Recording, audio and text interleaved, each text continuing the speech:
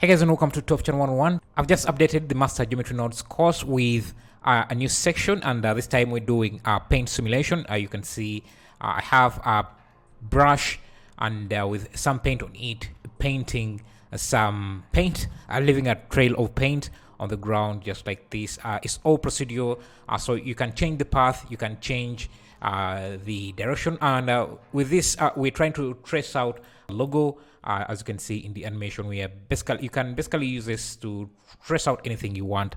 If you want to check it out, links are going to be in the description. If you just want to check out the project file and see how everything works, you can get that on my Patreon page and my Gumroad page. All links are going to be in the description. But let me take you quickly through this project just so you can see what is going on. So you can see I'm using a physics simulation to drive the physics of the brush and then turning that into the actual brush strokes here.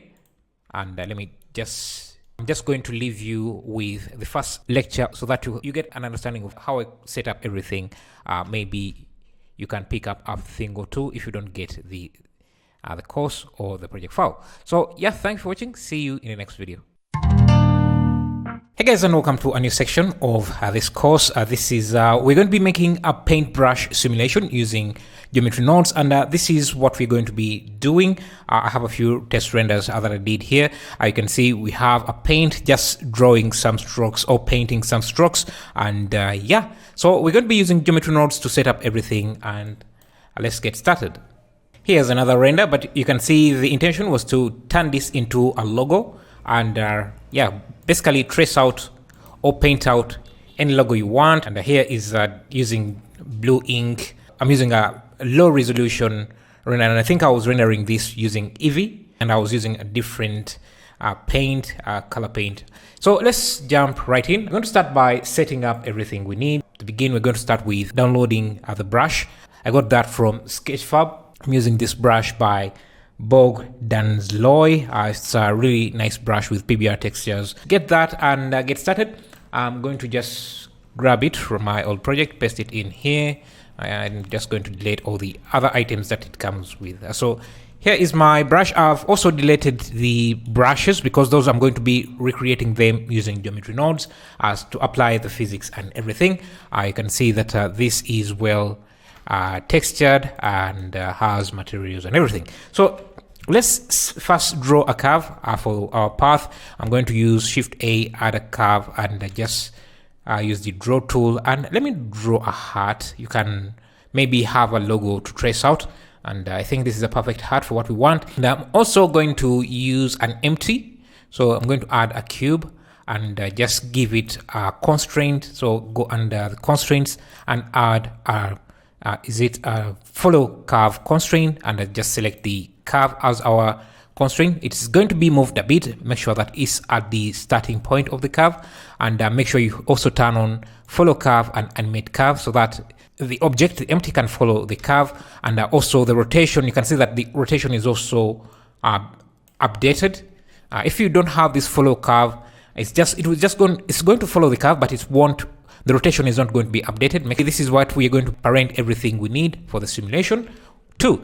So this is where we are now. The second thing we need to do is adjust the speed. So to control the speed of the curve or the animation, you just have to select the curve and go to the curve settings, and under path animation, increase the number of frames. Let's say 300, and that will slow down the animation. This 300 is basically how long it takes the object to follow the curve through to the end. Now we just have to parent everything we need onto this. First, let me go back to frame 0 and just parent my brush. I'll just use Ctrl P, parent this. That way my brush is also following the curve. Might need to rotate it a bit, so that's our brush. I'll bring it down a bit. Perfect. Now we need to create the brush strokes before we continue on to the second level, the second part of this. So I'm just going to create something simple. I'm just going to use a plane, scale it down to fit the size of our brush, just like that. I'll apply the scale, and I'm going to drag it up, and I'll extrude down. So that's going to be our brush, and we're going to convert this into brush strokes. Let me add a ground, just going to add a plane and scale it up. I'm also going to give it a material. Let me use an image texture. So I'll go to my resources and I'm going to grab this wood, connect this here, and I use Ctrl T to scale this, turn on ray tracing so that we have some shadows. And yeah, so we have the basic setup. In the next lesson, let's set up the physics, and we'll work from there. Okay, so in this lesson, we're going to set up the brush physics for our simulation. So this is where we are. We have the brush, and we're going to be using a cloth simulation to turn this into brush strokes. So I'm going to first drag this up, and I'm going to subdivide it a few times because we're going to be using the cloth simulation. I'm going to go to the physics tab and give this a cloth simulation. And I'm also going to use my ground here as a collider. So go to the physics and give it a collider property. Now, if I play back, this should fall down. We want it to follow the curve. To make cloth simulations follow an object, you have to attach part of the cloth to an object. So what we're going to do is, let me first hide this for a second. I'm going to go to the vertex group and set up a pin group. So I'm going to come here and just select the top part here, set up a new vertex group. I'll call this pin and assign. So now I can go to the physics properties and scroll down to shape and activate the pin group. Playback, and you can see now the cloth is no longer falling, but we need to parent it to this empty as well. What I'm going to do, instead of parenting it directly, let me first make sure that the rotation is matching. So I'm just going to come in here and rotate it, and let me go to frame 1 and make sure that it fits in place as we expect it to. Just there. Okay, to make it follow this, all I have to do is select the pin groups and use Ctrl H to add a hook object. This will allow me to, let me first hide this, to just move this around, the hooked part or the pinned part around, just like that. And since this part is pinned, it will follow the empty that I've pinned it to, but the rest will follow the cloth simulation. And actually, if I parent this to this empty, Ctrl P and hit play, you can see that the rest is part of the simulation while this part is moving, while the top part is moving. Now, if I go to the modifiers, because this hook part is under the cloth simulation, that means that it's being applied after the simulation when we want it to be part of the simulation. So we want to have it before the simulation. And immediately when we put the hook object up before the cloth, we get the simulation we want. By the way, this hook modifier was added automatically when I selected these vertices and added a hook. And in fact, if I do the same here, so Ctrl H, select the points you want to hook, and then use Ctrl H to add a new hook, you see that we have a new modifier and a new empty, linking this empty to the selected part. So when I move this, those will move, but we don't want to do that, and also remove the hook.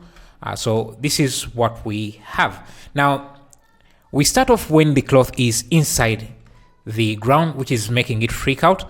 So instead, we're going to animate this empty to start from above. So now, to make sure that everything moves, we need to select this empty and the hook. That way, the entire object moves. Also, we also need to select the object itself, drag them up, just let's say about there. So that the starting point is up there. Now, if we play, so this is what we have.